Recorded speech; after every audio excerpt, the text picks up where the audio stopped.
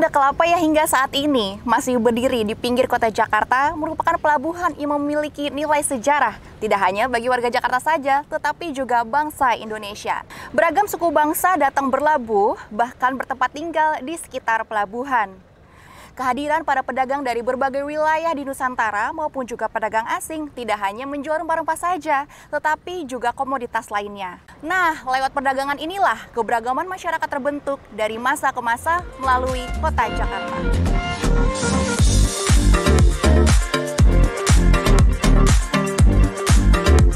Nah, sekarang saya sudah siap dengan sepeda ontel, bersiap untuk jelajah virtual kota tua dengan tema perniagaan dan perbankan Tempo dulu di Batavia. Selamat mengikuti!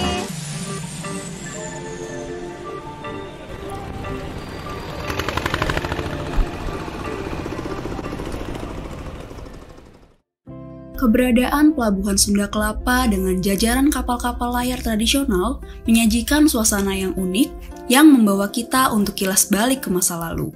Pelabuhan Sunda Kelapa mempunyai peran yang penting dalam jalur rempah dunia. Sejak masa Kerajaan Tarumanegara hingga sekarang pelabuhan ini begitu aktif dalam perdagangan rempah-rempah di Nusantara. Sunda Kelapa juga banyak dikunjungi kapal-kapal dari Palembang, Tanjung Pura, Malaka, Makassar, dan Madura, bahkan pedagang-pedagang dari India, Tiongkok Selatan, hingga Ryukyu, Jepang. Sekarang pelabuhan ini masih berfungsi dan menjadi armada kapal layar tradisional di Jakarta. Berdasarkan Prasasti Tugu, Pelabuhan Sunda Kelapa diyakini sudah muncul sejak abad keempat pada masa Kerajaan Tarumanegara. Sementara, penjelajah barat Tome Pires menyebutkan bahwa Sunda Kelapa merupakan pelabuhan utama Kerajaan Sunda Pajajaran. Komoditas utama perniagaan Pajajaran pada umumnya adalah bahan makanan dan lada. Sebelum Pajajaran dikuasai Demak, bangsa Portugis pernah berkunjung ke Sunda Kelapa dan melakukan perjanjian.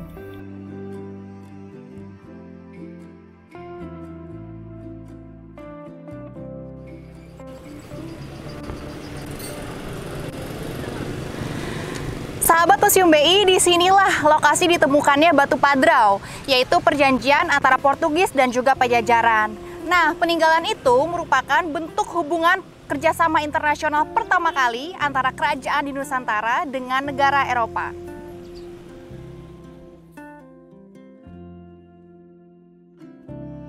Portugis dengan antusias melakukan perjanjian dengan Pajajaran, dengan harapan akan menguasai perdagangan lada di Nusantara. Keberlanjutan dari perjanjian ini tidak menguntungkan kedua pihak, baik Portugis maupun Pajajaran.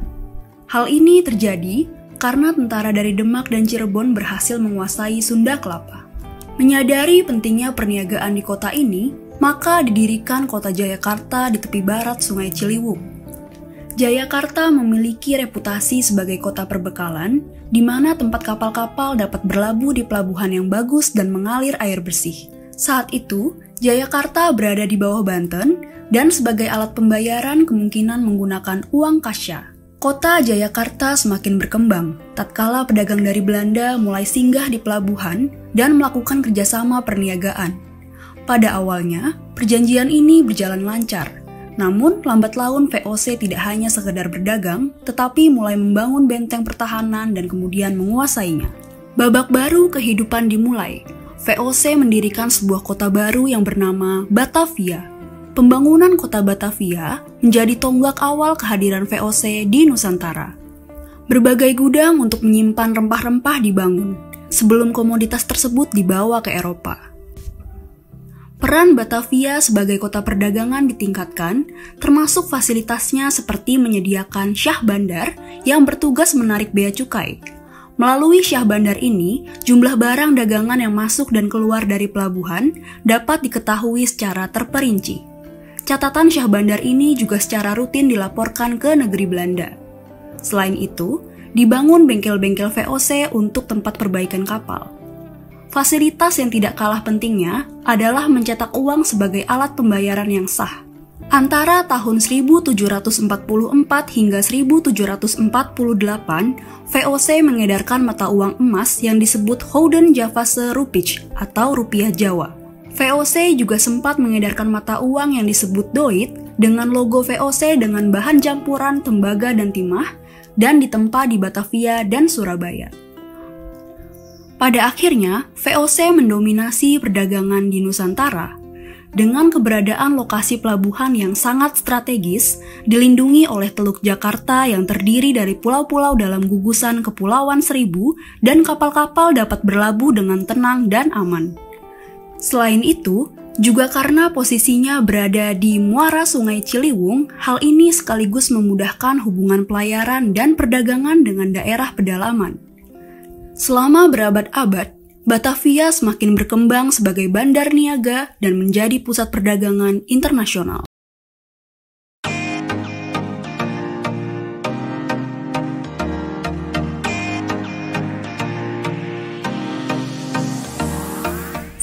Sahabat Museum BI, di kawasan Kota Tua Jakarta ini jika ditelusuri banyak sekali ditemukan peninggalan arsitektur tempo dulu yang dipengaruhi beragam gaya arsitektur.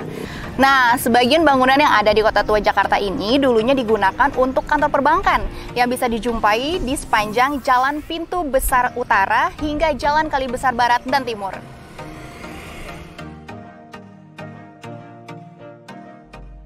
Kota Tua Jakarta merupakan kawasan yang menjadi saksi sejarah masa lalu melalui peninggalan bangunan-bangunan bersejarah dengan berbagai langgam arsitektur. Kawasan Kota Tua yang dikenal saat ini awalnya sebagai pusat perdagangan dan pemerintah VOC.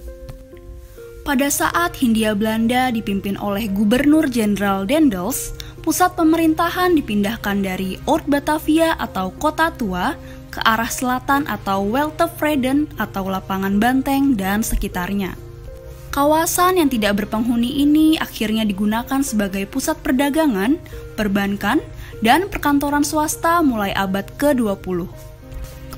Keberadaan bangunan perbankan di kawasan Kota Tua Jakarta merupakan bagian dari perjalanan panjang sebuah sejarah ekonomi, khususnya bidang perbankan di Indonesia. Hampir semua bank-bank pada masa Hindia Belanda berkantor di kawasan Kota Tua. Sebagian besar bank-bank era kolonial pada perjalanan waktu menjadi milik pemerintah Indonesia melalui proses nasionalisasi. Tidaklah berlebihan jika di kawasan Kota Tua Jakarta terdapat nama jalan yang menggunakan nama bank atau jalan bank yang berada di samping Museum Bank Indonesia. Kehadiran lembaga perbankan sudah dimulai pada masa Gubernur Jenderal VOC Baron van Imhoff yang dikenal dengan Bank van Liening. Kemudian, pada masa Hindia Belanda berdiri perusahaan perdagangan dan perbankan Nederlandse Handel-Maatschappij tahun 1824. Lantas, pada tahun 1826, NHM membuka cabang di Batavia. Awalnya berkantor di Jalan Kali Besar Timur nomor 27, setelah itu kantor pindah ke Taman Stasiun yang dikenal dengan Factorij Batavia. Selanjutnya, pemerintah Hindia Belanda mendirikan Bank Sirkulasi De Javasche Bank pada 24 Januari 1828 atau awal berlakunya masa kebijakan kultur stelsel di Hindia Belanda. Salah satu dari tugas De Javasche Bank adalah mencetak dan mengedarkan uang. Selain pemerintah, kemudian pihak swasta juga turut andil dalam pendirian perbankan di Batavia, yaitu Eskomto Bank, didirikan pada tahun 1857 di Batavia yang berkantor di seberang De Javasche Bank, tepatnya di Jalan Pintu Besar Utara, hingga bank ini dinasionalisasi oleh pemerintah tahun 1960. Selanjutnya, Nederlands Indisch Handelsbank adalah bank perkreditan dan perkebunan yang didirikan pada tahun 1864, mempunyai kantor pertama kali di Kali Besar Barat nomor 40. Setelah itu, dipindahkan pada tahun 1941 di seberang gedung Javasche Bank. Kantor bank lainnya yang awalnya berkantor di kawasan Batavia Lama antara lain Bank of China, awalnya berkantor di Kali Besar Barat. Kemudian, tahun 1955 pindah ke Jalan Pintu Besar Utara nomor 23. Berikutnya, bank asing milik Inggris adalah The Chartered Bank of India, Australia, and China yang berada di sudut Jalan Kali Besar Barat nomor 1 dan 2. Tidak jauh, Berdiri pula bangunan Hong Kong and Shanghai Banking Corporation atau HSBC, sebuah perbankan yang sejak berdiri hingga kini tidak berubah nama. Pada saat perusahaan-perusahaan dinasionalisasi oleh pemerintah Republik Indonesia, maka bangunan dan kantor perbankan serta asetnya menjadi milik pemerintah. Selanjutnya, pemerintah menggunakan bangunan tersebut sebagai kantor perbankan. Selain itu, juga membangun gedung baru untuk Bank Negara Indonesia yang peletakan batu pertamanya dilaksanakan pada 5 Juli 1956 di Jalan Lada. Tidaklah berlebihan jika Museum Perbankan juga memanfaatkan bangunan cagar budaya ini sebagai tempat untuk menyajikan koleksinya. 5 dari 3 museum perbankan di Indonesia kini berada di kawasan Kota Tua Jakarta, yang merupakan pusat perbankan zaman Hindia Belanda. Pemanfaatan gedung perbankan sebagai museum yang menyajikan koleksinya sangat mendukung dan memberikan interpretasi baru terhadap museum yang masih berada dalam satu area perbankan. Pengunjung tidak hanya melihat koleksi, namun dapat merasakan dan membayangkan suasana perbankan pada masa lalu.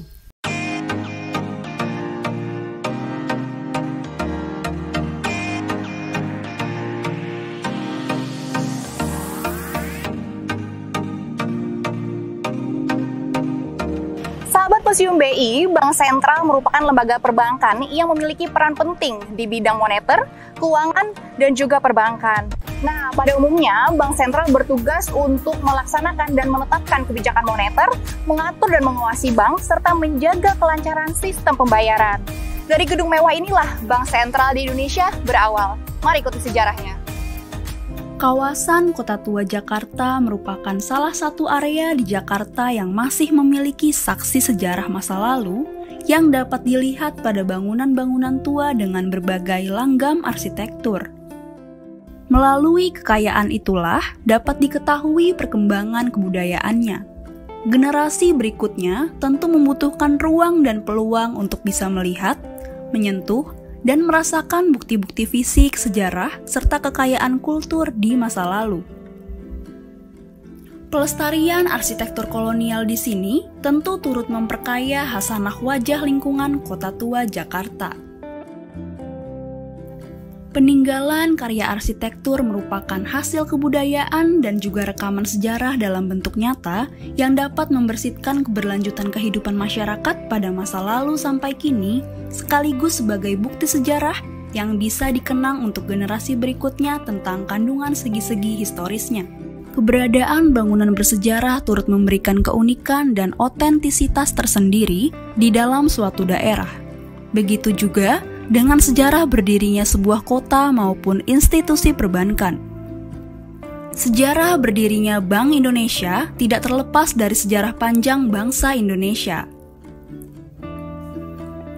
Berawal pada tahun 1828, pemerintah kerajaan Belanda memberikan oktrooi atau hak-hak istimewa kepada De Javasche Bank yang bertindak sebagai bank sirkulasi dan memiliki kewenangan untuk mencetak dan mengedarkan uang gulden di wilayah Hindia Belanda.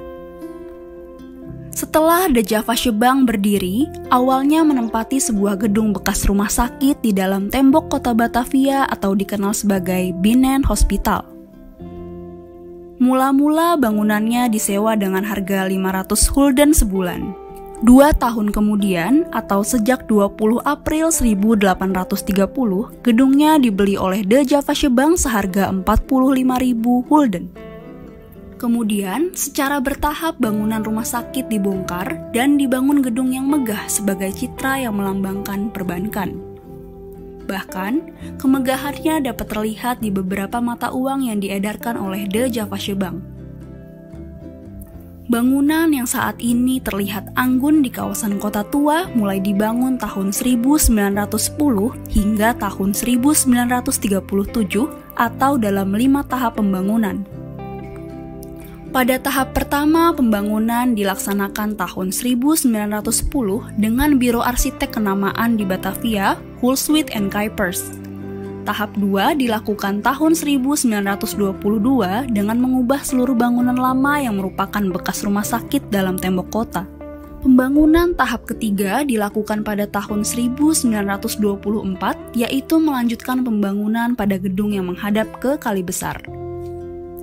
Sementara pada tahap keempat dilakukan pada tahun 1933, yaitu melengkapi bangunan dengan ruang hasanah atau kluwis yang lebih luas untuk kebutuhan perbankan. Selanjutnya pada tahap kelima atau akhir dilaksanakan pada tahun 1935 dan diselesaikan tahun 1937. Pembangunan pada tahap akhir ini dengan menyempurnakan bagian banking hall yang menghadap ke pintu besar utara. Secara arsitektural, bangunan tambahan ini menjadikan ruang banking hall menjadi lebih luas dan pintu masuk gedung yang awalnya berjumlah 2 pintu menjadi 1 pintu pada bagian tengah bangunan. Gaya bangunan Djavasyebang menggunakan kombinasi antara nuansa barat dan lokal pada hiasan pilar.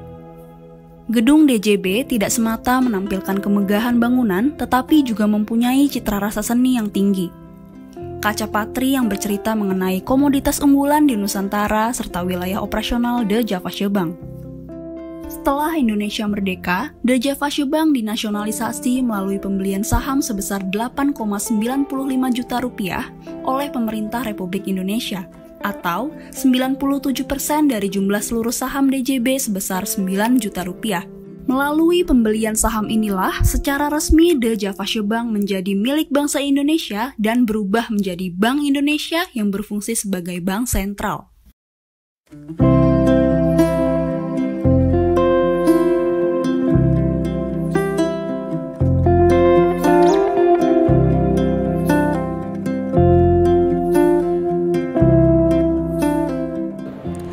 Museum Bank Indonesia adalah museum khusus yang menyimpan, merawat, serta menyajikan koleksi perbankan dari masa Djavasyebang hingga Bank Indonesia. Dari museum inilah kita dapat belajar berbagai macam kebijakan moneter di Indonesia dari masa ke masa dengan sajian modern. Yuk ikuti saya untuk mengetahui perjalanan Bank Indonesia. Museum Bank Indonesia yang berada di Jalan Pintu Besar Utara nomor 3 Jakarta Kota merupakan museum yang berada di dalam naungan Bank Indonesia. Bank Indonesia adalah bank sentral Republik Indonesia yang merupakan lembaga negara yang berperan sangat vital karena kebijakannya memiliki dampak langsung bagi perekonomian di Indonesia. Dalam upaya mengedukasi masyarakat mengenai peran Bank Indonesia dalam rangkaian perjalanan bangsa Indonesia, maka Dewan Gubernur Bank Indonesia memutuskan untuk mendirikan Museum Bank Indonesia. Gedung Museum Bank Indonesia menempati bangunan cagar budaya dan berdiri di bekas bangunan rumah sakit dalam tembok kota Batavia, sekaligus berada di sudut benteng kota Batavia.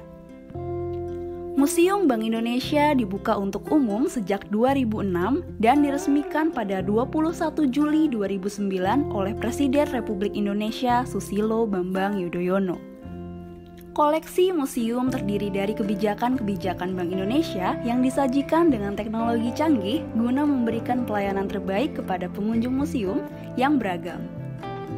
Sejak dibuka tahun 2006, Museum Bank Indonesia selalu memperbaharui ruang pamer dan melengkapi tata letak menjadi beberapa klaster, seperti klaster sejarah dan kelembagaan Bank Indonesia, klaster numismatik, serta klaster sejarah bangunan dan arsitektur. Pada bagian terakhir ini, kita dapat melihat bagaimana peran bangunan ini dari mulai proses pembangunan hingga pemanfaatannya. Arsitektur bangunan Museum Bank Indonesia menjadi daya tarik sendiri bagi penikmat sejarah bangunan. Keberagaman kaca patri merupakan hal yang menarik saat berkunjung ke Museum Bank Indonesia. Selain itu, beberapa ruangan masih terjaga keasliannya, seperti ruang hijau.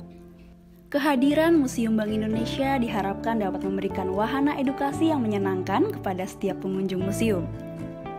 Tidak puas dengan ruang pamer yang ada, Museum Bank Indonesia terus melakukan inovasi pada ruang pamer, diantaranya pada tahun 2018 kembali membuka ruang audiovisual yang dinamakan Immersive Cinema. Pada ruangan ini, pengunjung dapat menikmati sajian dokumentasi sinematik tentang kesejarahan Museum Bank Indonesia. Immersive Cinema akan membawa pengunjung merasakan atmosfer yang mirip seperti pada dunia nyata, meski melalui tayangan digital. Melalui teknologi inilah, Museum Bank Indonesia diganjar penghargaan dari Museum Rekor Indonesia atau MURI sebagai museum perbankan pertama di dunia yang menggunakan teknologi 4 sisi mapping proyektor dengan aplikasi Resolume Arena yang canggih. Museum Bank Indonesia juga menerapkan teknologi interaktif dalam tata pamernya. Deretan informasi edukatif yang dilengkapi teknologi ini semakin menjadi daya tarik bagi pengunjung untuk bisa belajar sekaligus wisata edukatif di Museum Bank Indonesia. Era digitalisasi masa kini pastinya erat dengan kecanggihan teknologi, begitu pula yang dilakukan oleh Museum Bank Indonesia. Kecanggihan teknologi terkini di Museum Bank Indonesia dapat kita nikmati antara lain melalui augmented reality, mind walls display, dan alat pemanduan digital. Selain itu, Museum Bank Indonesia juga secara aktif melakukan edukasi secara daring melalui berbagai platform media sosial antara lain website, Instagram, Facebook, Twitter, YouTube, Anchor, dan juga Spotify. Bagi kalian yang rindu jelajah Museum Bank Indonesia, jangan khawatir. Museum Bank Indonesia juga turut menyediakan pemanduan daring gratis melalui platform aplikasi meeting online untuk bisa terus mengedukasi dan terkoneksi dengan sahabat Museum BI dimanapun berada.